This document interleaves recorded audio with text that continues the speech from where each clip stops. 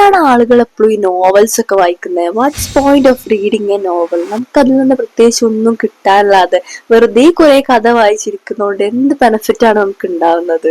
ഞാനും ഇങ്ങനെ തന്നെയാണ് വിചാരിച്ചിരുന്നത് until I read my very first novel and my mind was like boom. Seriously, a novel did that? ഞാനത് വിശ്വസിക്കണമെന്നാണോ പറയുന്നത്?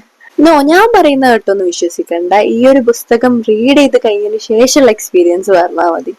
Okay, I want to tell you something. This book is amazing. Told you. പലപ്പോഴും നമുക്കും ഇത്തരത്തിലുള്ള doubt തോന്നിയിട്ടുണ്ടാവും, എന്തിനാണ് കുറെ novels വായിക്കുന്നത്, കുറെ നോവലൊക്കെ വായിക്കുന്നതിന്റെ point എന്താണ് എന്നുള്ളത്. പലപ്പോഴും നോവൽ എന്ന് പറയുന്നത് റാൻഡം ആയിട്ടുള്ള സ്റ്റോറീസ് അല്ല. ഇത് നമ്മുടെ ഇമോഷണൽ ഇന്റലിജൻസിനെയും നമ്മുടെ ഇമാജിനേഷനെയും നമ്മുടെ തോട്ട്സിനെയൊക്കെ ഒരുപാട് ഷാർപ്പർ ആക്കുന്നുണ്ട്.